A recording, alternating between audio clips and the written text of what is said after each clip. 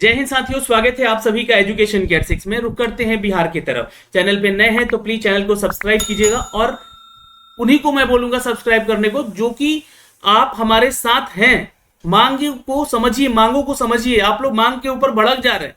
मैंने कल एक वीडियो बनाया था, इस वीडियो में बोला था कि 6 to 8 वाले को यहाँ पर बीटीईटी एग्जाम देने का मौका दीजिए, क्योंकि सीटेट एग्जाम हुआ है यहाँ पर। और सीटेट एग्जाम होने के बाद बहुत सारे ऐसे छात्र हैं जिनका कि एग्जाम नहीं निकल रहा है, यहाँ पे उनको जो है पीछे रह जाएंगे। तो बहुत सारे लोग कमेंट करने लगे कि जब सीटेट नहीं निकल रहा तो बीटेट निकाल के आएंगे लोग, अनपढ़ लोग को यहाँ पर नौकरी दिया जाए।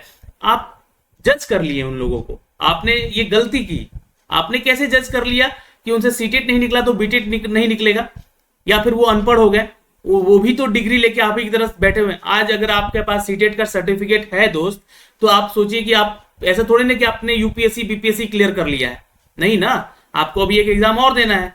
आप कंपटीशन में आने दीजिए इनको, फिर समझ में आएगा। तो आप तो कंपटीशन से डर रहे हैं कि अगर बीटेट वाले आ जाएंगे यहाँ पे तो हमारा कंपटीशन बढ़ जाएगा सीटेट वालों का। तो आप बीटेट सीटेट मत कीजिए। मैं ये मांग इसलिए नहीं कर रहा हूं कि आपका कंपटीशन बढ़े, मैं ये मांग इसलिए कर रहा हूं कि जब मैं झारखंड का बहाली देखता हूं तो वहां पे जेटीईटी करवाया जा रहा है। मैं अगर उड़ीसा का वैकेंसी अभी 2 दिन पहले अपने वीडियो चैनल पे दिया हूं, वहां पे देखिएगा तो 20,000 का वैकेंसी आया है। आप जाइए वहां आवेदन कर लीजिए। अगर आप यूपी से हैं या आप एमपी से हैं, जाइए। विदाउट ओटीईटी आपका अगर अलाउ करता है तो आप देख लीजिए एक बार, अलाउ वहां पे अप्लाई करके।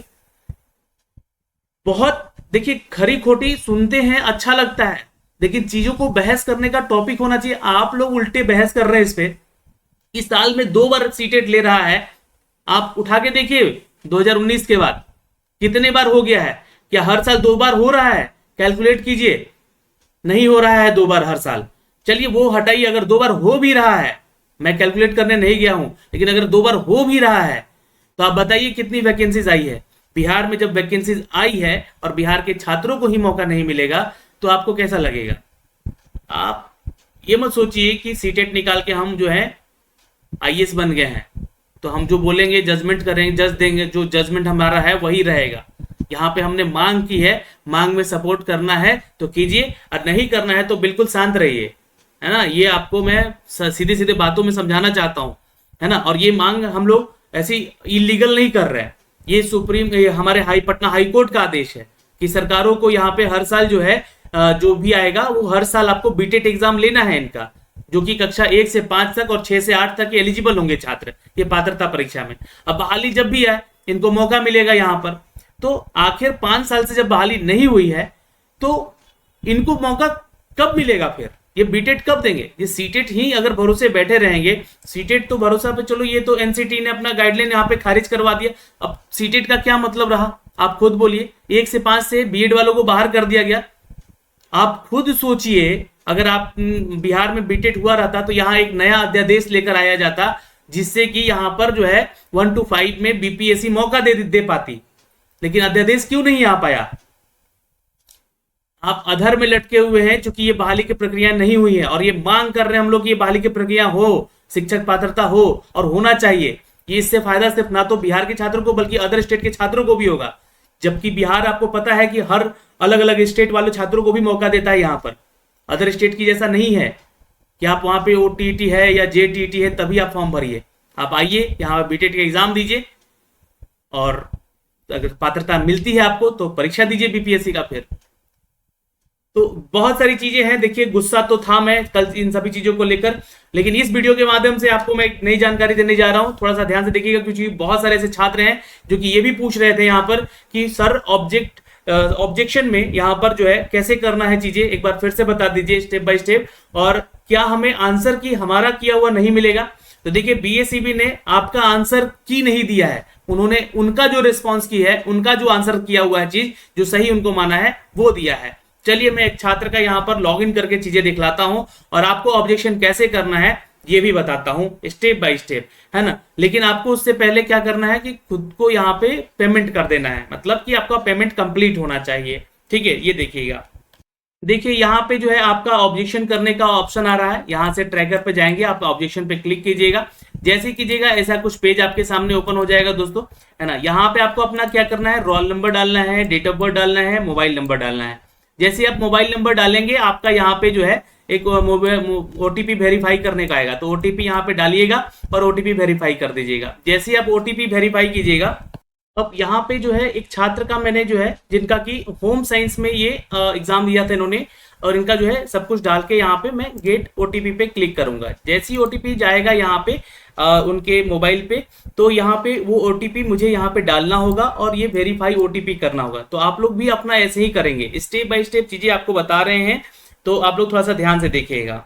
और फिर आपको यहाँ पे वेरीफाई ओटीपी कर लेना है, यहाँ पे ओटीपी डाल के।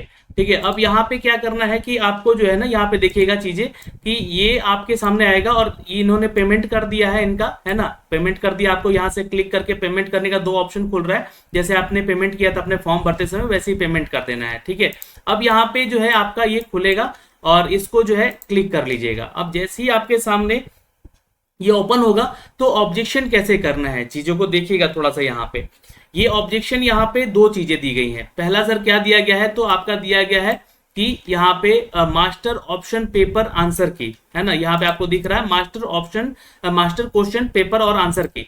इस पे क्लिक कीजिएगा तो आपका ये जो है क्वेश्चन पेपर खुल जाएगा। ये क्वेश्चन पेपर ऐसे खुल जाएगा जहां पे राइट आंसर इन्होंने जो दिया है, यानी कि बीएसीबी ने जो दिया है वो आपको दिखेगा, आपका आंसर किया हुआ नहीं दिख रहा है यहाँ पे। ठीक है, अब यहाँ पे है ऑब्जेक्शन फॉर्म, ये ऑब्जेक्शन फॉर्म है, ये आपको क्लिक करना है और ये क्लिक करके जो है आपको यहाँ से जैसे आप क्लिक करेंगे तो ये पेज आपका ओपन हो जाएगा।